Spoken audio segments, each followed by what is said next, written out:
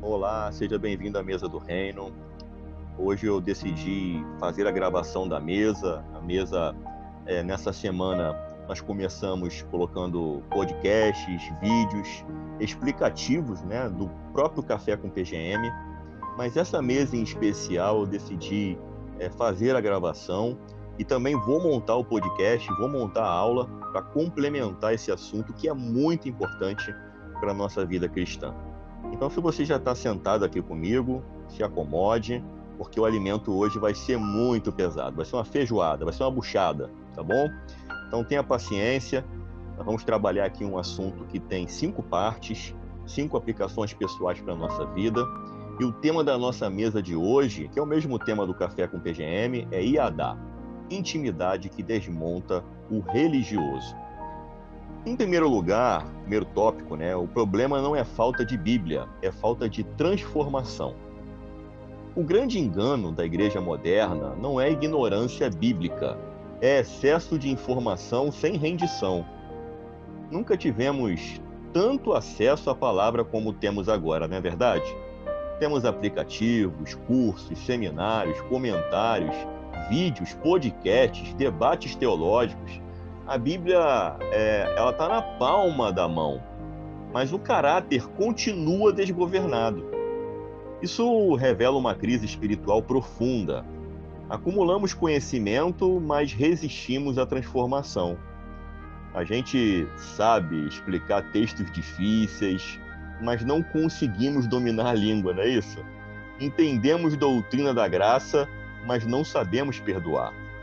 Falamos sobre soberania, mas vivemos ansiosos. O problema não é falta de ensino, não. É falta de entrega. Existe uma diferença brutal entre você aprender sobre Deus e ser confrontado por Deus. Aprender, isso amplia repertório. Ser confrontado desmonta estruturas internas. E muitos preferem ampliar apenas o repertório, né? Porque o repertório impressiona. Você chega ali diante das pessoas, expõe a sua opinião, expõe o seu argumento teológico, isso impressiona muito. Mas confronto, ninguém quer saber de confronto, porque confronto quebra. Informação gera admiração, mas intimidade gera mudança. E o que temos visto é uma geração espiritualmente instruída, mas emocionalmente imatura. Pessoas que discutem teologia com firmeza, sabe? Mas não conseguem receber correção. Pessoas que sabem o que é certo, mas continuam reagindo do mesmo jeito. E isso não é falta de Bíblia, não, tá? Isso é resistência à ação do Espírito Santo. A verdade é que conhecer muito pode se tornar uma proteção contra a própria transformação. Vou repetir essa, que essa é importante. A verdade é que conhecer muito pode se tornar uma proteção contra a própria transformação. Quando alguém aprende a falar corretamente sobre Deus, cria uma sensação de segurança espiritual do tipo, eu sei, eu entendo, eu já ouvi isso. Mas o céu, querido, querida, não mede maturidade pelo quanto você sabe. Mede pelo quanto você mudou. Iadá não é acumular conceitos, é permitir que o conhecimento desça ao coração e mexa onde dói. Enquanto a palavra não tocar o caráter, ela ainda não cumpriu seu propósito em você. Em segundo lugar, a gente precisa aprender que Iadá não é apenas saber, conhecer, é ser afetado.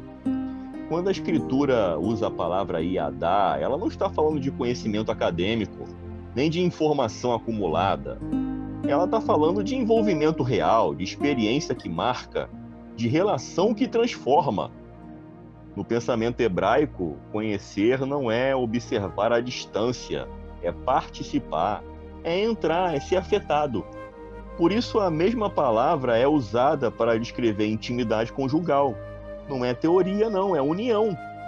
Quando a Bíblia diz que alguém conhece a Deus, ela está dizendo que essa pessoa foi tocada no íntimo, foi confrontada no caráter, foi alterada na maneira de viver.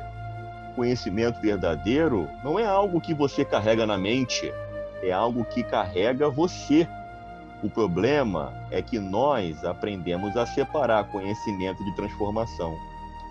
Achamos que entender é suficiente, achamos que concordar intelectualmente já é maturidade. Mas Iadá desmonta essa ilusão, porque conhecer a Deus significa que aquilo que você sabe começa a reorganizar suas decisões, sabia? Sua forma de reagir muda, sua forma de falar muda, sua forma de tratar pessoas, ela muda. Se você diz que conhece a Deus, mas continua reagindo com orgulho, defendendo seu ego, justificando o seu temperamento, algo está desconectado, sabe? Ou você não conheceu, ou você está resistindo ao que conheceu.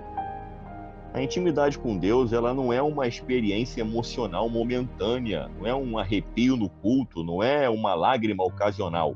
Iadá é convivência constante que vai moldando o interior. É uma exposição contínua à santidade que começa a desmontar nossas falsas seguranças.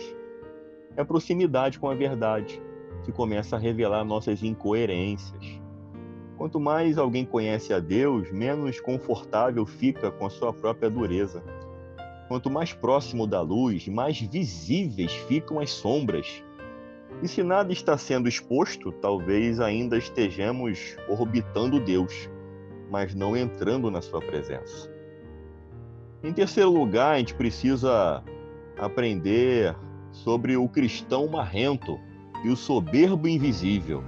Sabia que existem essas pessoas? Cristão marrento e soberbo invisível. Existe um tipo de cristão que diz com naturalidade: eu sou assim mesmo, meu jeito é forte, eu sou direto, eu não levo o desaforo para casa. E muitas vezes isso é celebrado como autenticidade, sabe? A pessoa fala com orgulho, como se fosse uma personalidade marcante, com uma firmeza espiritual. Mas, vamos ser honestos, na maioria das vezes isso não é força, é falta de transformação, não é personalidade, é resistência ao espírito. Quando alguém realmente conhece a Deus, algo começa a acontecer por dentro. A dureza começa a ser tratada, o tom da voz muda, a reação impulsiva perde espaço. Iadá não combina com arrogância comportamental. Intimidade com Deus não sustenta grosseria crônica. Agora, precisamos ir mais fundo, porque existe um erro comum. Eu quero que você fique atento a esse tipo de erro. Muitas pessoas confundem talento com soberba, sabia dessa? Confundem segurança com arrogância. Confundem capacidade com orgulho. Quando aparece uma pessoa que se destaca pela sua capacidade, pelo talento, né, que Deus concedeu, as pessoas ao redor tendem a olhar para essa pessoa e falar assim: ah lá, aquela pessoa é soberba. As pessoas não sabem lidar com pessoas mais capacitadas, com pessoas com maior orgulho, com maior talento, né? Ia falar com maior orgulho, né? Não com maior talento. E isso geralmente essa pessoa fica excluída, sabe? E aí o verdadeiro soberbo, o verdadeiro arrogante, ele acaba passando batido. E aí, gente, isso é um problema muito sério. As pessoas acabam confundindo capacidade com orgulho. Alguém pode ter um dom forte, sabe? Uma liderança firme, uma mente brilhante. Isso não é soberba não, pessoal. Soberba não é intensidade, soberba é indisposição para ser confrontado. Isso é soberba. Soberba não é falar com firmeza, soberba é não aceitar correção. Soberba não é saber muito. Soberba é usar o que sabe para se colocar acima. O problema não está na capacidade da pessoa, está na postura do coração. E aqui é onde os verdadeiros soberbos passam batido. Porque o soberbo mais perigoso não é o barulhento, é o silencioso. É aquele que parece humilde, sabe? Mas nunca admite o erro. Que escuta conselho, mas nunca aplica. Que fala manso, mas por dentro se considera superior. Que recebe correção com um sorriso, mas não muda nada. O soberbo verdadeiro não precisa levantar a voz, ele simplesmente não se curva. Ele não aprende, ele não se submete. Ele sempre encontra uma justificativa. Ele sempre tem uma explicação. Ele sempre tem um mais, sabe? E isso é a prova de que Iadá ainda não aconteceu profundamente. Porque quando alguém realmente conhece a Deus, ele pode até ter uma personalidade forte, mas não tem um coração inflexível. Em quarto lugar, a gente precisa aprender que quando o conhecimento ele vira escudo, isso é muito difícil, isso é muito complicado. Porque existe uma forma sofisticada de se esconder de Deus. Usar o próprio conhecimento como escudo. Já viu essa? Tem pessoa que usa o título dela dentro da igreja como escudo. Tem pessoa que usa o conhecimento como escudo. Sabe, a pessoa ela aprende a linguagem certa, ela aprende os conceitos corretos, ela aprende a responder espiritualmente, mas no íntimo dela ela constrói uma blindagem. Ela já sabe o texto antes de ouvir, sabe? Já tem a opinião dela antes de refletir, já tem o argumento antes de ser confrontado. O conhecimento que deveria abrir o coração começa a fechá-lo. Em vez de gerar quebrantamento, gera defesa. Em vez de produzir humildade, fortalece a autossuficiência. Isso é extremamente perigoso, porque a pessoa não percebe que está se afastando justamente através daquilo que deveria aproximá-la.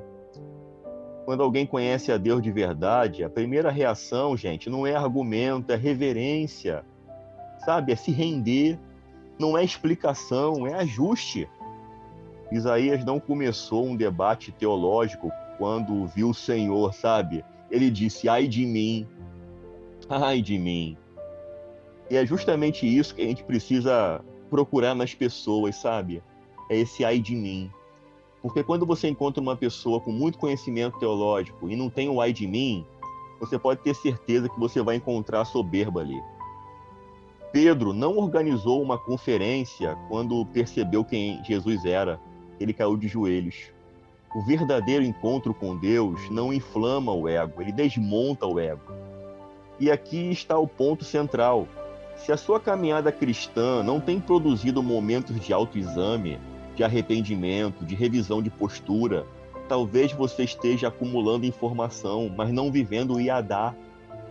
O conhecimento que não gera transformação começa a produzir um fenômeno sutil. A pessoa passa a se comparar constantemente.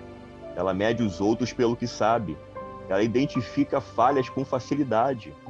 Ela percebe erros alheios com rapidez, mas tem enorme dificuldade de enxergar a própria natureza. Isso é um sintoma claro de que o coração está protegido. Porque quanto mais alguém conhece a Deus de verdade, menos confortável fica em julgar e mais rápido fica em se examinar.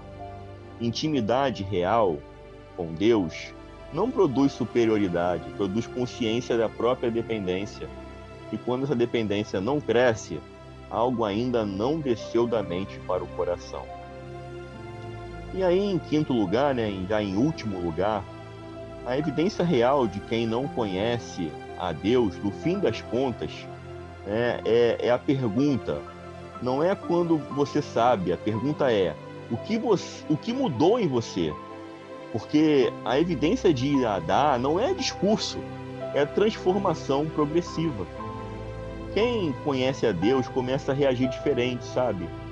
Não porque virou fraco, mas porque foi moldado. Não porque perdeu personalidade, mas porque ganhou domínio próprio.